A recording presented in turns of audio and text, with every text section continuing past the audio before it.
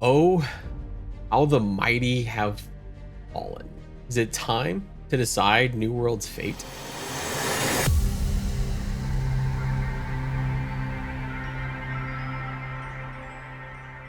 Steam charts show an all-time peak of 913,027 players on November 6th, 2021. When I was researching for this video, the 24-hour peak for New World was 285,145 players. Queues, the bane of the early days of launch, are generally a thing of the past, at least for now. So we have to ask really two questions.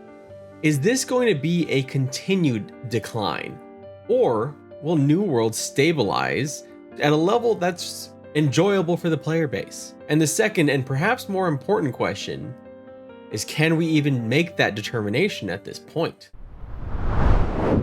So with New World, there's going to be two main camps of thought here. There's going to be the thought that New World it grew too quickly. It was never going to sustain the numbers that it was going to have. And that it was just a matter of, it's new, it's exciting, and it's an MMO launch from a Western developer that hasn't happened in a long time. So it generated a lot of buzz and excitement, and a lot of those players left. The other camp would say that New World could have maintained that number, or at least kept some of it, but it shot itself in the foot with bugs and queues, balancing issues, and really all the things that became massive issues over the last couple of weeks. Now, there's a temptation here in defense of the MMO genre to declare this is just another sign of how badly people want a quality MMO. And for a time, it looked like New World might have some legs, but many of the MMO faithful have turned on this game like it was season 8 of Game of Thrones. It's funnier in Westeros. So that still gets me a little bit. Oh God, bad taste in my mouth. Anyway, moving on. The growing anger towards the game isn't without reason. You had the invincibility bug, which Nerd Parade and Screen Rant, both linked down below, did a very good job of explaining why that was an issue and why it was a bit concerning that something as simple as moving around your windowed client is an issue. This, of course, would be bad enough in a game that has heavy PvE, but with a game that's this focused on PvP, an invincibility bug is a bit more damaging. This has been fixed with patch 1.04 that created other issues. HTML code in chat was reported as having the ability to blind other users or even kick them from the game. This led Amazon working to fix this bug, only to spawn another just before Halloween that led to suspensions of wealth transfer as gold duplicating, to use Amazon's words, had been circling.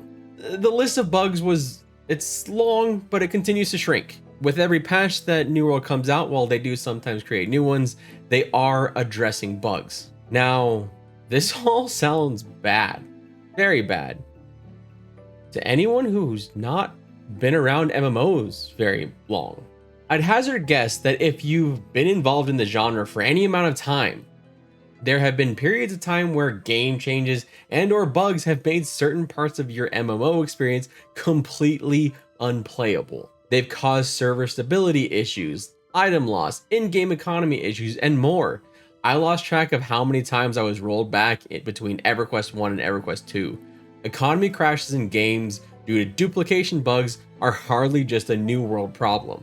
So if these bugs are bad, but not unique to a game like New World, then why the loss of players? Well, I think some of that has to come from the initial hype of the game, both with the scarcity of Western MMO launches, these stunning visuals launching that promised excitement, and to give New World credit, it did deliver on a lot of that excitement. So initially, there was a lot of fun and there was a lot of positivity. It's far from a perfect game, but if Steam reviews are any indication, it's not the dumpster fire some may want you to believe.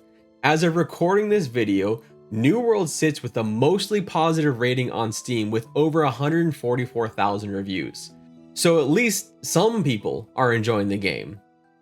So these issues and these player losses, they're not necessarily new to this genre. It happens with every EverQuest progression server launch. It happens with WoW expansions and Classic, and every MMO launch that generates significant hype. Steam charts are difficult to use for most MMOs that have been around for any significant amount of time because they have their own launchers. But for fun, let's look at one of the most successful, Final Fantasy XIV. Shadowbringers launched on July 2nd, 2019. That month, Steam numbers saw a 61% increase. Now, overall Steam numbers are a minute fraction of Final Fantasy's player base, but it's still interesting to see. August 2019, 1 month later, saw a 27.65% decline. September 2019 saw a 31.72% decline. October 2019 saw a 15% decline. Numbers went from a 38,909 peak in July to 17,309 peak in October of 2019. Bless Unleashed is perhaps another MMO that we can look at, as it did launch on Steam. It was an MMO that had a bit of hype, but not nearly as much as New World, and it preceded New World by about a month. Bless Unleashed launched with a peak players on Steam of 76,273, and subsequently saw a 50% decline in September of 2021, a 54% decline of that number in October 2021, bringing the all-time peak of 76,273 concurrent players to 17,309. Just about enough to fill a small basketball stadium. Now, as I already said, there are glaring issues with these charts. The reason I bring both of these up, though, is to show that while the sample sizes may be small, we have some inkling that this is not unique to New World. We also see that with those small sample sizes, which I'm sure you may have been questioning as I was going through them, we may not have a large enough sample size yet to make any definitive claims on New World. Now, there's some obvious things that need to happen. First, probably being a test server needs to go into play as soon as possible. Okay, so hold up here a moment, because I was going to go into the video here about some of the things that would really tell, what was the future of New World going to be.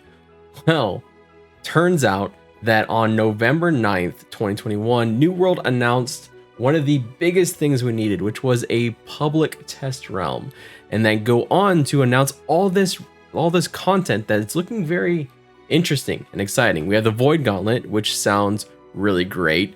I mean, I would recommend going to the website itself. I've linked it down below.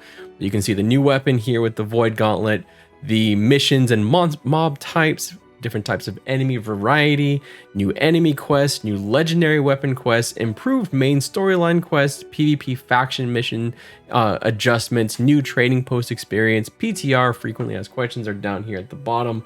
So really, what I would suggest you do is take a moment, look over this, and see if this gives you a better outlook of the game going forward. Because I can tell you from my experience, seeing this, I was not expecting this much of a change this soon, and especially with all the issues they were having with not having not having a test center in the first place, and then not having any kind of content roadmap. This is an exciting development for me, and I had to go back and re-record this, so thank you.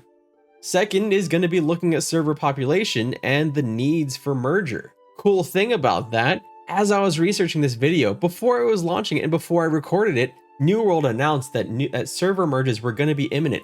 This may be one of the fastest reactions I've seen, outside of perhaps some of the early EverQuest progression servers, where a company has looked at the potential PR nightmare of merging servers, because generally it does not go very well, and then the long-term benefits of doing so when it can still manage to keep players. This is something I think they're doing in the right way, thinking about it now and doing it now when they can still salvage the game's population. New World, in my opinion, is not a bad game. It has many redeeming qualities about it, and Amazon Games has shown that they care. It's not perfect, but as a lover of the MMO genre, I've grown to accept the not perfect of an MMO. MMOs may be one of the most complicated things to make. Looking past the astronomical size of these games, you're also dealing with so many more variables, so much more player behavior than you would in a single player game. There's just so much to try and keep track of. So I've learned to accept that MMOs will not be perfect. I've learned to accept that an MMO launch is going to be a dumpster fire. I made joking videos on this channel about how bad the launch was going to be based on knowledge of prior game launches. I even used footage from EverQuest. It remains to be seen where New World will go from here. And we could still see a continued decline. I'm not saying that everything's fine and the game will be okay. Amazon Games needs to put in the work. Amazon Games needs to stay on top of things, but they're at least currently doing so. There's excitement building over the next patch, and the next few months will tell us the trajectory of New World. But the most important thing for the game's future, in my opinion, is that Amazon Games remains committed to fixing and expanding the game while keeping open their lines of communication with the player base.